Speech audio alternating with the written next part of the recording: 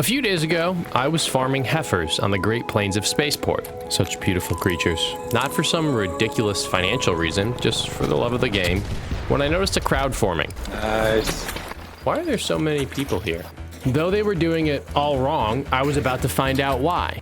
Because for the first time in this game's history, Arc Raiders is giving us an opportunity to buy something that's so hard to find. Think I can see it from up here? Its ridiculous price tag might just be worth it. All right, well, looks like I need $1 million in 24 hours. So for the next 86,400 seconds, my only focus was acquiring Jeff Bezos levels of wealth, which turns out to be much easier than I had originally thought. And I would need every single dollar of it, unless, I got super lucky. There were actually two answers to why everyone was congregated in this exact point on Spaceport. This was a hidden bunker map condition, so it's not surprising to have a few people show up, as everyone is waiting for someone else to do the work of opening the bunker so they can get the loot. Thanks for your help, my friend. I had no interest in a volcano blueprint, as I'd already found one in a hurricane stash. I was there because for 7 straight days, I had tried and failed to find the rarest blueprint in the game. The Tempest. In past seasons, for the first few days immediately following a progression wipe, the developers typically buff blueprint spawns by accident. And if you're subscribed, you already know that's where I found mine. Not this time though, but after the bunker had opened and all the loot had been taken, everyone just hung around. Does anyone have a defib? And I still didn't know why. I got fireballed to death. I wasn't really complaining. Oh, fellow astronaut, thank you. But it was just confusing, so I finally asked. What are we all farming these things for? I'm doing it for the, like the new expedition thing and the good call. Extra stash bases. Then it all clicked. Coming.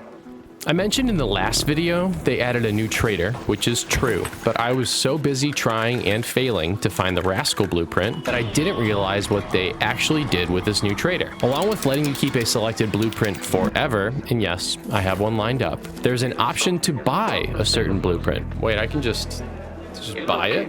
Yeah, but there's some catches. The first is, you can't just liquidate your ever-growing collection of fabric and rubber to fund your purchase, because that would be too easy. No, only cores and weapons can be used. That would have been a problem for most people, but, and this feels weird to say out loud into a microphone, since I failed at finding the Tempest blueprint, I already had a leg up. I had just lit almost every single key in my stash on fire in hopes of finding the Tempest blueprint, which obviously, I failed to do, because at this point I was convinced it didn't exist. If you do have any leads on where it spawns, please let us know in the comments, or maybe just keep watching. But all that failure had led to a collection of random weaponry that, if it was actually real, would almost certainly cause the ATF to raid my house. The second catch was worse though. This nomadic trader resets his inventory every week, and the week was, well, it was almost done.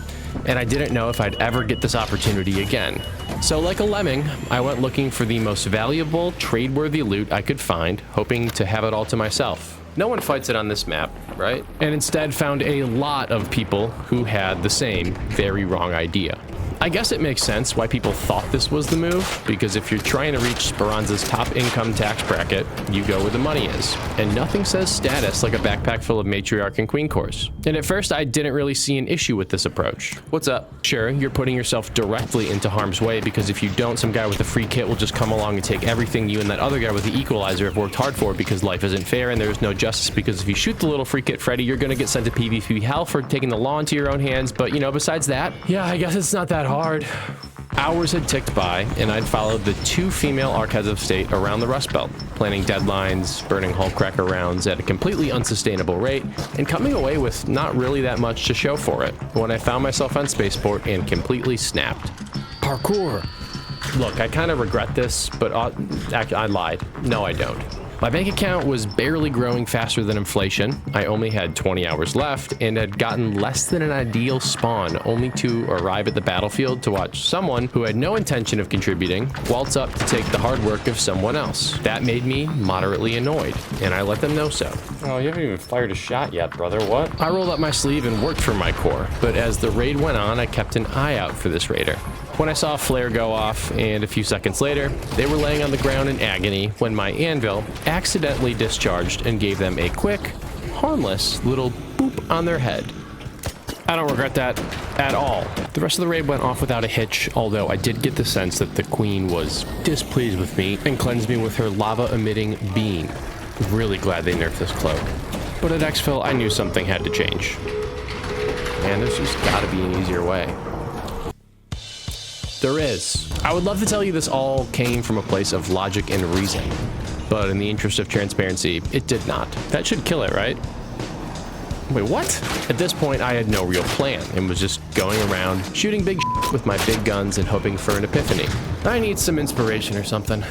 Actually, what I needed was math. With the exception of the Pythagorean theorem and some crude amount of calculus, my brain hasn't needed to do complex equations in quite some time. At the risk of breaking the fourth wall, I mean, look at me. I'm talking to a camera alone in my office to people on the internet about how to make $1 million in what was now 15 hours. All while occasionally asking them to subscribe in incredibly subtle ways. Is this even mathematically beneficial to be doing? Oh, hey there. Yeah, no, the math checks out. A matriarch or queen core both retail for $11,000. Bastion, Leaper, Bombardier, and Rocketeer cells all go for $3K each and stack in your inventory. So up front you'd think, nah, Sally, that's actually $2,000 less. You would be right, except we have another variable, which is R for rat.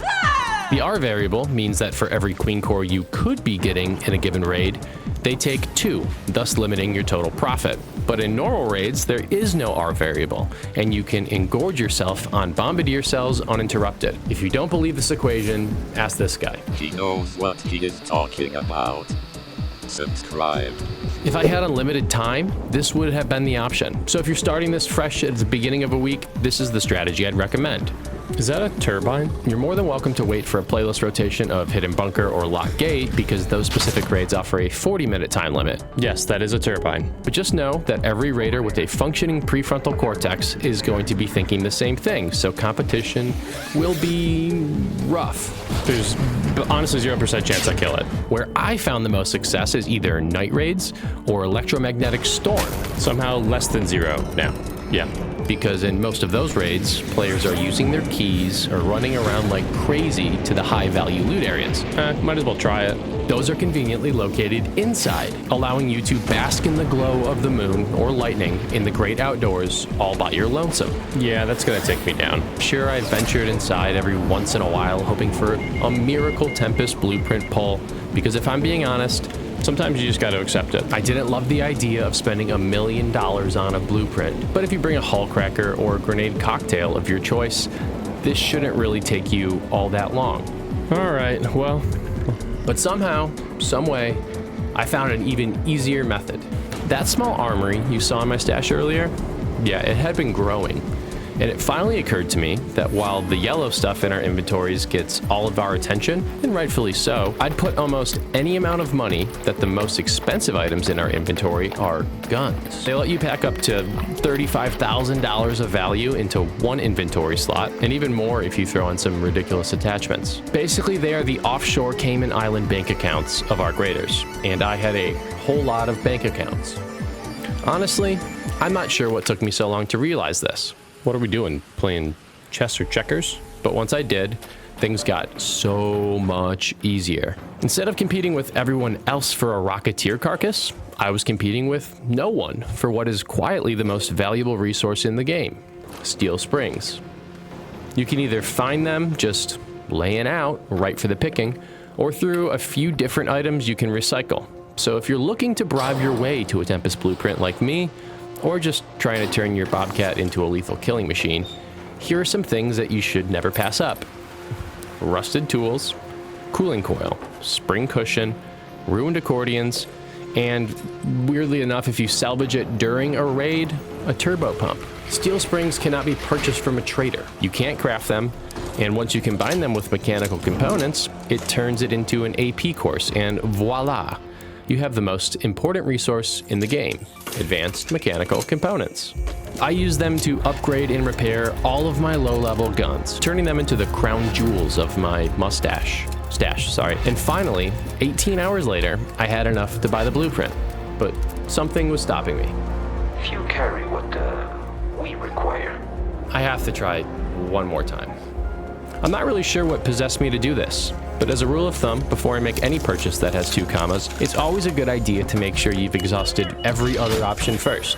Plus, I had a few hours to spare. The best case scenario was that I'd find the Tempest blueprint and be able to use my new wealth to buy the other 2 key items this nomad has to offer. Increased stash space, and most importantly, a blueprint that carries over with you for the next expedition, which I believe resets weekly. But as always, the comment section will tell me if I'm right or wrong. Not just about that, but why did I not put crates in these things? Basically anything I've said in this video, because you guys are all the best and I love you. The odds of all this happening though? Don't joke. Let's go. I mean, like, almost 0. Okay, I'm just gonna search one last spot. I'm going to regret giving away one of my favorite loot spots on Riven Tides, but unfortunately I have to. There's a breach room down below the customs house that almost everyone forgets about. I imagine that won't be the case going forward if this video does well, but it's amazing because there's usually a security breach, a bunch of good loot laying on the control panels, and 4 drawers, at least during night raids. And if you loot it at exactly 9:51 on a Sunday night as the Thunder take a 2-1 series lead over the Spurs, yeah, you find the Tempest blueprint.